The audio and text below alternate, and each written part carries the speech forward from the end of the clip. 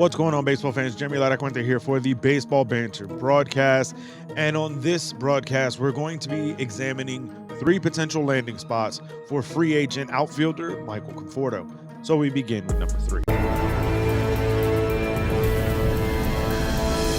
Now, the third team on my list for the potential services of Michael Conforto is that of the Chicago Cubs. I think when you look at the Cubs, they're in a position right now where they are at the precipice of competing or not competing. And being able to try to decipher that is really how this offseason for them is going to go. Being able to go after a guy like Michael Conforto who could plug into their lineup, be a lower cost option on a 1-year type deal because of having missed all of 2022 with injury is really going to be an opportunity for the Cubs to kind of buy low and potentially reap some very high rewards. And if the Cubs find themselves in a position where they're not competing at the trading deadline, but Conforto is having a good year, they can flip him for some more assets at the deadline. So to me, this is a very good potential landing spot for Michael Conforto.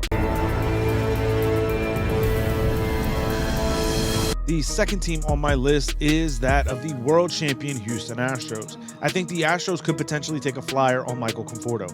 Yes, this is a player who missed all of 2022 with injury, but as we've seen the Astros, they've been able to find some diamonds in the rough, being able to go after a guy who was a high caliber player at one point before this injury can potentially see him revisit that all-star level of play in a Houston Astros uniform. I think Houston has a way of finding the absolute bright spots of a player and their ability and really highlight that, and it translates in a very big way to what they're able to do.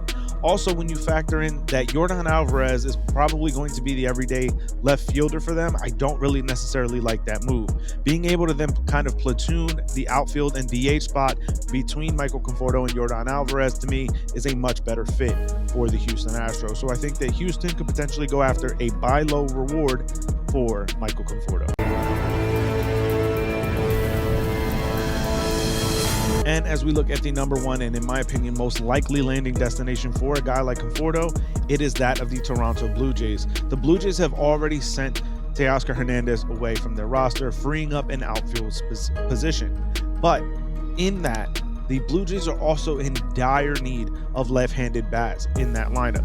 I think that a guy like Michael Conforto, again, a low-cost option because of missing all of 2022, more than likely just looking for a 1-year deal, is going to be an option for them.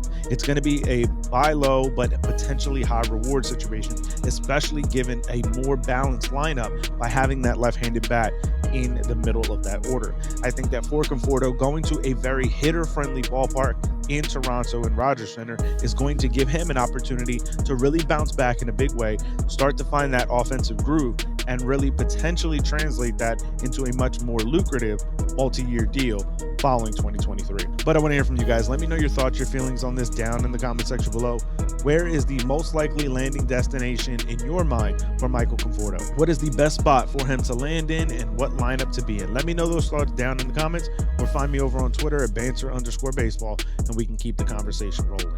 As always, make sure you keep it locked in here at the Baseball Banter broadcast by hitting the subscribe button down below. Let your friends that are baseball fans know this is the channel to watch, and have them subscribe as well.